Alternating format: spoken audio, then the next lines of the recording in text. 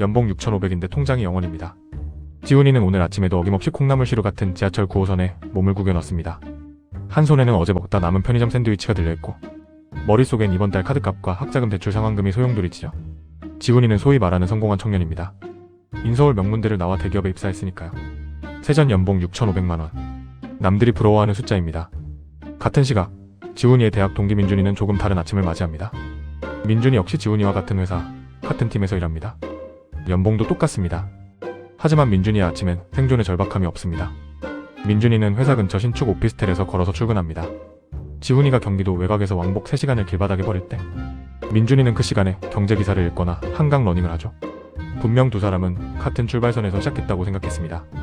수능 점수도 비슷했고 토익 점수도 입사 성적도 비슷했으니까요. 그런데 왜 3년이 지난 지금 지훈이의 통장 잔고는 늘 0을 향해 수렴하고 민준이의 자산은 무서운 속도로 불어나고 있는 걸까요? 단순히 민준이가 절약가라서 그럴까요? 아니면 지훈이가 사치를 해서일까요? 아닙니다. 두 사람의 인생을 갈라놓은 건 노력이 아니라 두 사람이 태어날 때 이미 정해진 자산의 관성 때문입니다. 순진한 당신이 몰랐던 부의 설계도를 공개합니다. 자본주의 생존 노트 순진한 경제학입니다. 이제 구체적인 숫자를 한번 들여다보죠. 지훈이는 매달 월급 450만원을 받습니다. 여기서 월세 80만원, 학자금 대출 50만원, 생활비 150만원, 보험료와 통신비 40만원을 뺀 남는 돈은 130만원입니다. 이걸 꼬박꼬박 적금에 넣습니다. 1년이면 1560만원입니다. 10년을 모아야 1억 5천만원이죠. 서울에서 전세 하나 구하기 힘든 돈입니다. 반면 민준이는 어떨까요? 민준이의 부모님은 취업 선물로 회사 근처 오피스텔 보증금 3억 원을 대신 내주셨습니다. 민준이는 월세가 나가지 않습니다. 학자금 대출도 없죠. 민준이는 지훈이와 똑같이 150만 원을 쓰고도 매달 300만 원을 저축하거나 투자할 수 있습니다. 지훈이가 10년 동안 피땀 흘려 모을 1억 5천만 원을 민준이는 단 4년 만에 모읍니다. 진짜 공포는 시간과 자산의 상승이 결합할 때 시작됩니다. 지훈이가 매달 130만 원씩 적금을 부으며 금리 3%에 기뻐할 때 민준이는 부모님께 증여받은 1억 원을 기반으로 우량주와 부동산 ETF에 투자합니다. 7년 후 지훈이가 드디어 전세 자금을 마련했을 때 민준이는 이미 자기 명의 아파트 등기를 칩니다. 부모님이 보태준 종잣돈이 자산의 가속도와 만나 괴물을 만들어낸 겁니다. 지금 이 순간에도 당신의 옆자리 동료는 당신보다 3배 빠른 속도로 부의 고속도로를 달리고 있을지도 모릅니다. 이게 단순히 운이 좋아서라고 치부하고 넘어가실 건가요?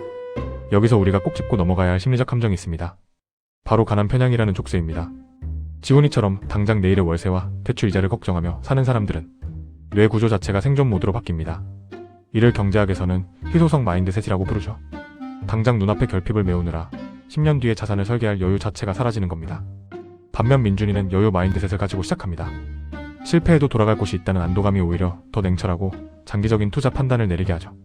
지훈이가 의지가 약해서 투자를 못하는 게 아니라 결핍이 지훈이의 시야를 가리고 있는 겁니다. 이 심리적 촉쇠를 인지하는 것, 그것이 역전의 첫걸음입니다. 이 상황이 정말 무서운 이유는 지훈이가 민준이를 따라잡으려면 잠을 안 자고 투잡을 뛰는 수준으로는 어림도 없다는 사실입니다. 지훈이가 연봉을 2배로 올린다고 칩시다. 세금 떼고 나면 월 수령액은 700만원대입니다. 지훈이가 죽도록 노력해서 연봉을 높이는 동안 민준이가 가진 아파트 가격은 가만히 앉아서 3억에 오릅니다. 여기서 연봉의 함정을 알아야 합니다. 근로소득은 오를수록 세금 구간이 가팔라집니다. 연봉 5천에서 1억이 된다고 내 삶이 2배 풍족해지지 않는 이유죠. 하지만 자산소득은 다릅니다. 자산이 5억에서 10억이 될 때 드는 에너지는 연봉을 2배 올리는 에너지보다 훨씬 적습니다. 근로소득은 당신의 시간을 태워 만드는 유한한 연료지만 자산소득은 스스로 차가 발전하는 무한한 엔진입니다. 이 엔진의 차이를 무시하고 오직 노동 강도만 높이는 것은 마치 에스컬레이터를 거꾸로 거슬러 올라가는 것과 같습니다. 질문 하나 드려보겠습니다. 당신이 밤새워 보고서를 쓰고 상사에게 깨지며 얻어낸 연봉 500만원 인상이 가치가 클까요? 아니면 민준의 아파트처럼 차고 일어나니 5천만원 올라있는 게 더 강력할까요? 비참하지만 자본주의는 노동의 가치보다 자산의 가치에 훨씬 더 높은 점수를 줍니다. 지훈이는 자기가 열심히 살고 있다고 믿지만 사실은 제자리 걸음을 유지하기 위해 전력 질주를 하고 있는 셈입니다. 나는 왜 이렇게 열심히 사는데 통장은 늘 비어있지? 내가 부족해서인가? 내가 재테크 공부를 안 해서인가? 아니요, 당신의 잘못이 아닙니다. 게임의 룰 자체가 처음부터 기울어져 있었던 겁니다. 하지만 더 큰 문제는 이 기울어진 운동장에서 대부분의 사람들이 공을 더 세게 차는 법, 즉 노동 강도만 높이는 법을 고민하고 있다는 사실입니다. 그런데 말입니다. 이게 단순히 부모를 잘 만났다는 운의 문제로만 끝나는 걸까요? 진짜 이유는 따로 있습니다. 차산이 있는 부모 밑에서 자란 아이들은 단순히 돈만 물려받는 게 아닙니다. 그들은 돈을 대하는 태도와 위험을 감수할 수 있는 안전망을 동시에 물려받습니다. 지훈이는 투자를 무서워합니다. 이 돈은 잃으면 끝이거든요. 당장 다음 달 월세가 없으니까요. 그래서 지훈이는 늘 안전한 척금만 꼬집합니다. 반면 민준이는 과감합니다. 떨어져도 부모님이라는 든든한 팩이 있으니까요. 이 심리적 여유가 결국 수익률의 격차를 만들고 10년 뒤에는 도저히 좁힐 수 없는 계급을 만들어냅니다. 하지만 많은 분이 간과하는 사실이 있습니다. 안전한 적금이야말로 사실은 가장 위험한 도박일 수 있다는 점입니다. 인플레이션, 즉 물가 상승이라는 보이지 않는 도둑이 매년 당신의 구매력을 훔쳐가고 있기 때문입니다. 10년 전 5,000원 하던 국밥이 지금 만원이 되었습니다. 당신의 적금이 10년 동안 2배가 되지 않았다면 당신은 사실상 손해를 본 겁니다. 현금을 쥐고 가만히 있는 것은 자본주의라는 달리는 기차에서 스스로 내리는 것과 같습니다. 여기서 우리는 자산 격차의 복리라는 무서운 개념을 이해해야 합니다. 자본 수익률이 경제 성장률보다 항상 높다는 원리입니다. 지훈이는 계단을 한 칸씩 올라가고 있습니다. 민준이는 에스컬레이터를 타고 있죠. 그런데 이 에스컬레이터는 시간이 갈수록 속도가 빨라집니다. 지훈이가 2칸씩 뛰어 올라가도 에스컬레이터의 가속도를 이길 수 없습니다. 나중에는 지훈이가 있는 층과 민준이가 있는 층 사이에 거대한 벽이 생겨서 서로 대화조차 불가능해지는 지점이 옵니다. 충격적인 사실 하나 알려드릴까요? 당신이 은행에 넣어둔 그 소중한 적금 130만원, 그 돈은 누구에게 갈까요? 은행은 그 돈을 모아 민준이 같은 자산가들에게 낮은 금리로 빌려줍니다. 민준이는 당신의 돈을 빌려 건물을 사고 아파트를 삽니다. 당신의 성실함이 오히려 당신을 가난하게 만드는 시스템에 기여하고 있었던 겁니다. 당신이 안전하다고 믿었던 그 선택이 사실은 당신의 발목을 가장 단단히 묶고 있는 족쇄였다면 믿으시겠습니까? 그렇다고 당신은 주저앉아서 좌절하고 세상 탓만 하실 건가요? 제가 여러분의 고정관념을 깨트릴 만한 이야기를 해드리겠습니다. 제 주변에는 연봉 1억을 넘게 받는 전문직 A가 있습니다. 그는 높은 소득만큼 비싼 월세와 외제차 리스료로 매달 수백만 원을 소비하며 자산 없는 삶을 삽니다. 반면 연봉 3,500만 원의 사회초년생 B는 달랐습니다. B는 부모님 댁에 거주하며 지출을 극단적으로 통제해 매달 200만 원씩 미국 기소 ETF에 적립식으로 투자했습니다.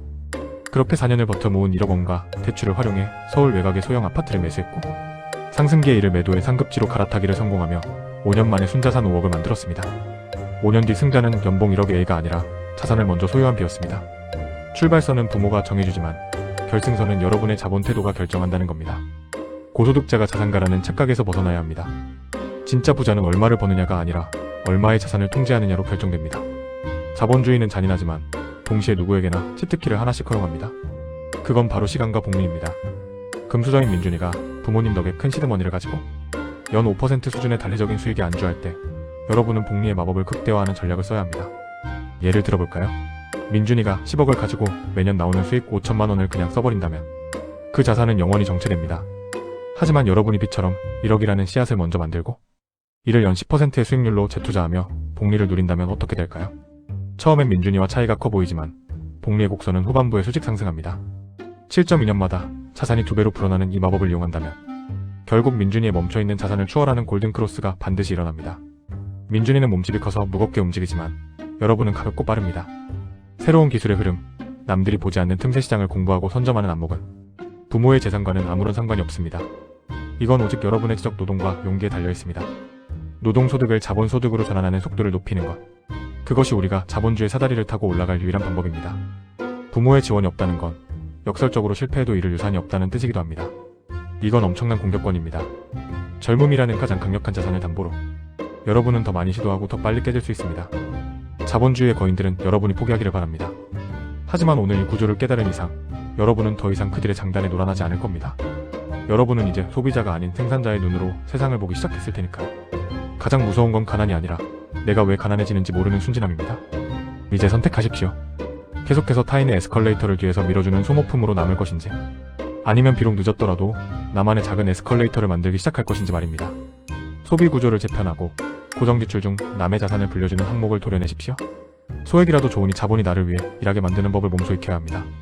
영원에서 1억까지 가는 길이 가장 고통스럽고 멉니다. 하지만 그 1억이 복리라는 엔진을 다는 순간부터는 돈이 당신을 위해 일하기 시작합니다. 남들의 속도에 맞추지 마세요.